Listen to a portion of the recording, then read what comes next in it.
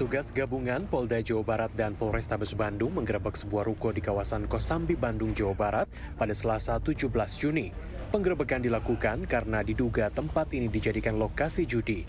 Sebanyak 63 diamankan polisi. Sehari berselang, polisi menetapkan 44 orang sebagai tersangka. Setelah kita melihat di dalam, kita sudah bisa mengatakan bahwa ini benar baru.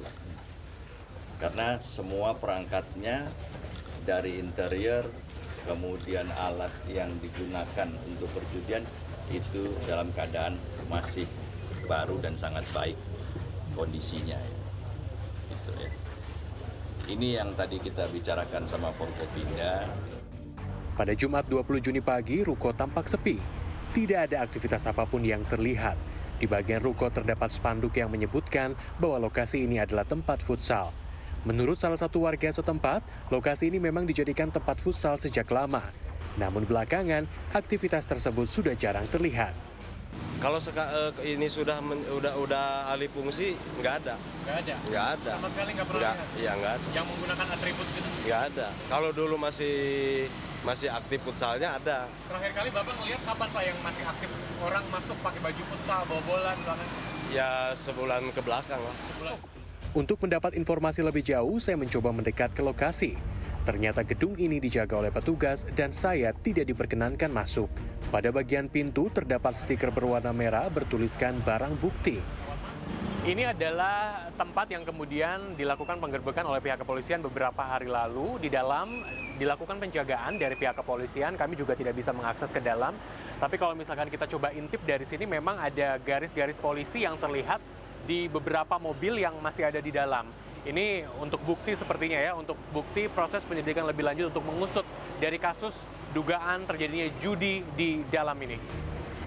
Gerbang ruko ini memang tidak begitu luas, hanya sekitar 3 meter saja. Tetapi di dalamnya ada beberapa tempat, seperti lapangan futsal, tempat biliar, karaoke, dan tempat praktik judi dengan jumlah 10 meja beserta alat-alat lainnya. Kalau dari lokasi sebetulnya ini merupakan tempat keramaian, Jalan Kosambi, Ahmad Yani, dekat dengan pasar dan juga pertokoan. Jadi memang setiap hari ramai seperti ini ya Kang ya. Jadi rasa-rasanya orang akan tidak terlalu curiga kalau memang ada aktivitas yang menyimpang di dalam sana. Tapi ternyata ada beberapa tempat di sana, ada tempat futsal, kemudian tempat biliar, dan juga ada dugaan tempat praktik judi di dalam. Dimas, salah satu penjahit yang bekerja tepat di depan ruko sejak 2009 lalu ini menyebut, dugaan praktik judi ini baru berlangsung selama 3 hari. Selama itu, hilir mudik kendaraan mewah kerap terlihat dari siang hingga malam. Dari jam 12 siang sampai jam 4 malam. Jadi jam 12 siang sudah mulai ramai jam 4 malam. Soalnya orang-orangnya yang masuknya mewah-mewah. Mewah-mewah. Mobilnya juga.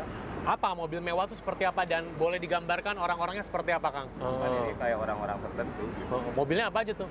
Waduh, kalau masalah mobil sih kurang tahu ya. Alphard tadi bilang? Ya paling Alphard, mungkin di atas itunya lah gitu. Sejenisnya gitu ya? Bagus lah barang mobil. 3 hari terakhir begitu ya? Iya.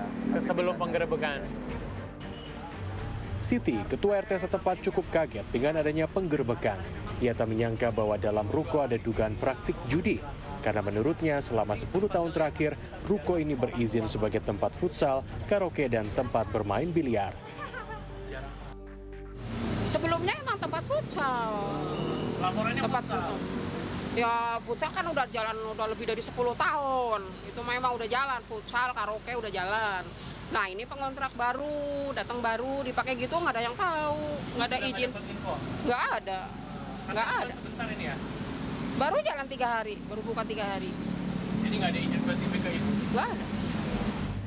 Selain menetapkan tersangka, pihak kepolisian juga menemukan adanya saldo rekening lebih dari 2 miliar rupiah yang diduga digunakan untuk aktivitas judi. Para tersangka dijerat pasal 303 KUHP tentang perjudian dengan ancaman hukuman penjara maksimal 10 tahun penjara dan denda mencapai 25 juta rupiah. Tim Liputan CNN Indonesia, Bandung, Jawa Barat.